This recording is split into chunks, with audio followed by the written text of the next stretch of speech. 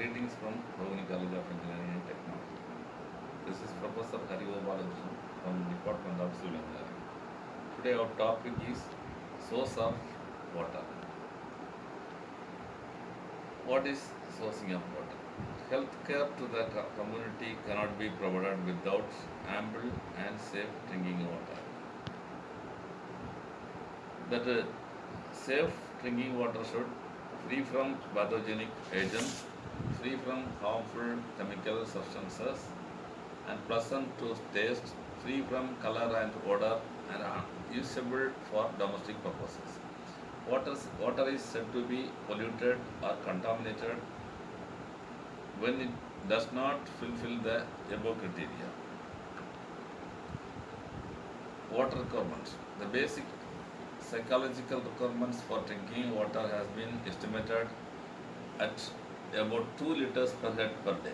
The daily supply 150 to 200 liters per capita is considered as the adequate supply to meet the needs for all urban domestic purposes. Water should be made available in adequate volume to reduce the incidence of water related diseases. Uses of water. The first one is domestic use. Domestic use means drinking, cooking, washing, bathing, flushing of toilets, gardening, etc. Domestic use.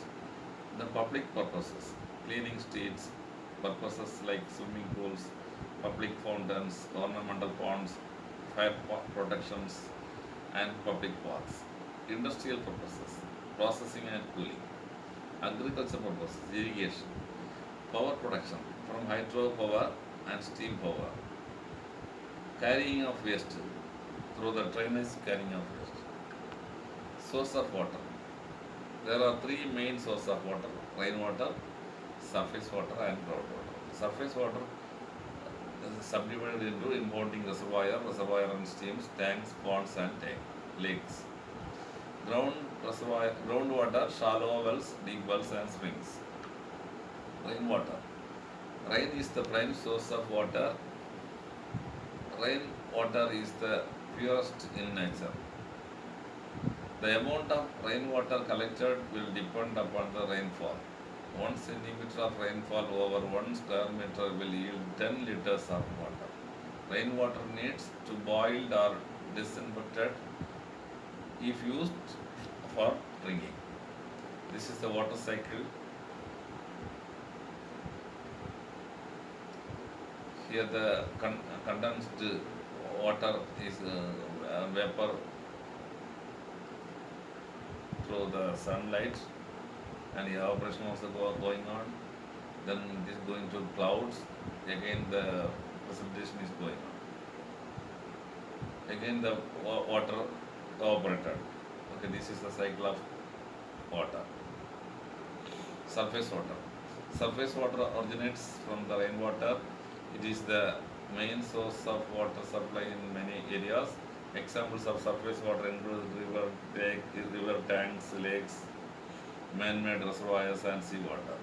Surface water is prone to contamination from human and animal sources. Surface water needs purifications before use of drinking and cooking purposes. Impounding reservoirs. These are artificial lakes constructed usually of earthwork or masonry in which large quantities of surface water is stored. Dams built across rivers and mountain streams also provide large reservoir of the surface water. Impounding reservoirs usually furnish a fairly good quality of the water. The water is usually clear, potable, and ranks next to the rainwater is purity. The water is usually soft and considerable to be free from pathogenic organisms. Rivers. Characteristics. River water is turbid during rainy season. It may be clear in other seasons. Clarify of water is no guarantee that river water is safe for drinking. It contains dissolved and suspended impurities of all kinds. Impurities. The impurities of river water are derived from surface washing, sewage and sewage water, industrial and trade wastes, and drainage from agricultural areas. Tanks. Tanks are large excavations in which surface water is stored. They are an important surface of the water supply in some parts of the country. Tanks are recipients of the contamination of the salts. They are full of silt and volatile matter, especially after the rains. Older tanks may be full of aquatic vegetation. Groundwater. Rainwater percolating into groundwater constitutes groundwater. Groundwater is the cheapest and most practical means of providing water to the small communities. Groundwater is superior to the surface water because the ground itself provides an effective filtering medium. Well, traditionally wells are common and main source of water in most areas. Technically, wells are two types: shallow wells and deep wells. The classification according to the method of construction, dug wells and tube wells are there.